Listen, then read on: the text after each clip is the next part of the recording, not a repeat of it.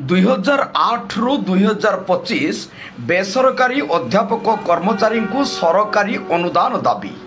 ସମସ୍ତ ସରକାରୀ ଅନୁଦାନ ପ୍ରାପ୍ତ ଓ ଅଣ ଅନୁଦାନ ପ୍ରାପ୍ତ ବିଦ୍ୟାଳୟ ତଥା ମହାବିଦ୍ୟାଳୟରେ ପରିଚାଳନା କମିଟି ଦ୍ୱାରା ନିଯୁକ୍ତି ପାଇଥିବା ସମସ୍ତ ଅଧ୍ୟାପକ କର୍ମଚାରୀମାନଙ୍କୁ ସରକାରୀ ଅନୁଦାନ ପ୍ରଦାନ କରିବା ପାଇଁ ଓଡ଼ିଶା ବେସରକାରୀ ଅଧ୍ୟାପକ କର୍ମଚାରୀ ସଂଘର ସମ୍ପାଦକ ନରେନ୍ଦ୍ର କୁମାର ମହାଳିଙ୍କ ସଭାପତିତ୍ୱରେ ଉତ୍କଳ ସାମ୍ବାଦିକ ସଂଘ ଖାରବେଳ ନଗର ଭୁବନେଶ୍ୱର ବୈଠକ ଗୃହରେ ଏକ ରାଜ୍ୟସ୍ତରୀୟ ସାମ୍ବାଦିକ ସମ୍ମିଳନୀ ଅନୁଷ୍ଠିତ ହୋଇଯାଇଛି।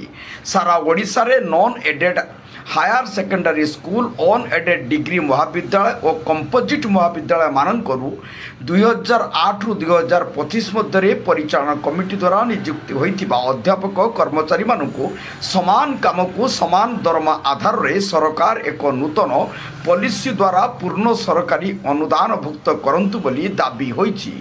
ଉକ୍ତ ସଂଘ ଏହି ସମ୍ପର୍କରେ गत नवेम्बर मास उच्चशिक्षा विभाग निर्देशक उच्चशिक्षा विभाग सचिवଙ୍କୁ एवं उच्चशिक्षा विभाग मंत्री श्री सौरभ सूर्यवंशी को दाबीपत्र माध्यम अभियोग कराइथिबा से कहिसंती। भुवनेश्वर झरणा बेहेरा रिपोर्ट जनता एक्सप्रेस।